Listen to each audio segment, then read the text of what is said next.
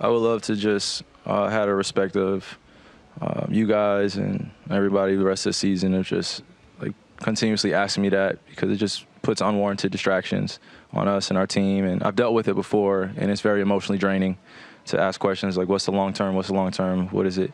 But I will say that from the start of when I came here, there's been nothing but a warm embrace, nothing but genuine love, and nothing but a familiarity of relationships that I could really look to in times of questioning or confusion. I could always go to these guys or the ladies in our front office or people that have really made themselves available since I landed in Dallas. So there's just a positive note there, and just taking it one day at a time. That's all I could do in this life, and what the future holds is really only going to be dictated on what I do right now and how I prepare for those next steps. And that's being the best teammate I can in that locker room, being a great leader out here within the Dallas community, within the NBA, and just continue to be myself and develop. So I think just putting that to bed and just focus on what we have ahead as a team. That's a great question. I have a few whys. Obviously, starting with my family, me having 2 kids in the last 2 years. If anybody knows what 2 under 2 is in a household, some nights are filled with just being up and comforting the young ones, and that was just a new position for me. Obviously, I have my daughter who's 7, so I've watched her grow up as well. The kids around me that I've been able to build relationships with within my community drive me as well. And then also just humanity. I'm a selfless servant for Christ, our God, and I just genuinely believe that when you put good energy out, good energy comes back. So I'm just simplifying my life. I was a rambunctious 20-year-old who had a lot of questions, very curious about the world around me.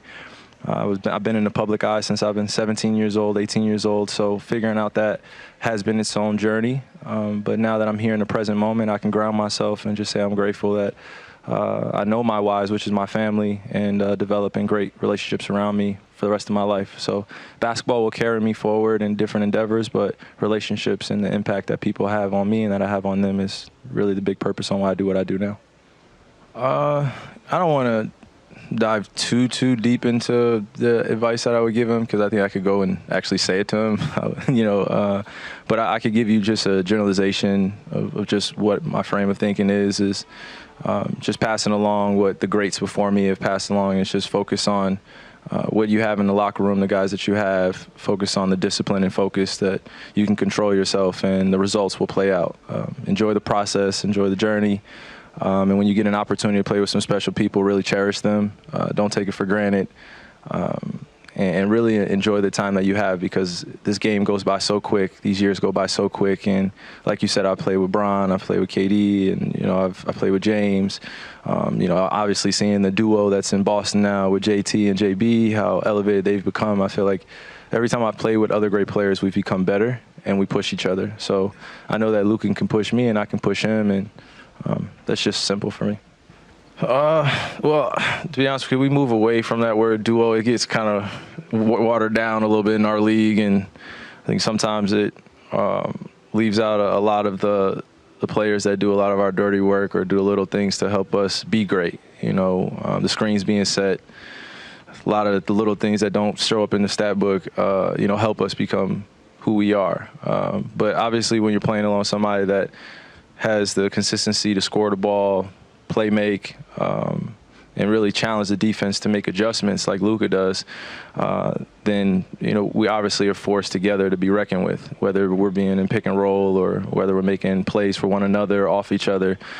So I think that's the exciting future that I see alongside him as a running mate, as a duo mate, as it'll kind of be explained across the rest of this year. But, yeah, I think we just have to just focus on what we can do as a team, and collectively, me and Luka just handling what we're supposed to be doing, which is staying consistent. That's just not it. It's just not it for, I don't think, anyone in this room. I think we have family members that we don't necessarily get along with all the time, friends that we don't necessarily talk to every day. But the genuine love that you have in your heart is the only thing that you can really control. I have open dialogue with everybody that spends time with me, wants to have a conversation, wants to ask me questions. I just think that if you try to get to know me within this workspace and you expect me to be on all the time and say the right things and do the right things, it's not something you could really expect from somebody. I'm just not a perfect robot that can go around giving all the right answers all the time or trying to be something that someone else wants me to be.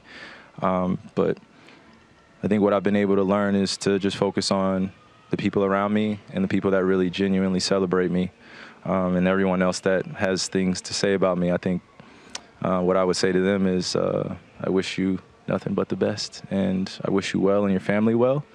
But I have a life to live, and I have kids to raise, so I don't really have the energy to sit and focus on things I can't control about the way people think about me. So.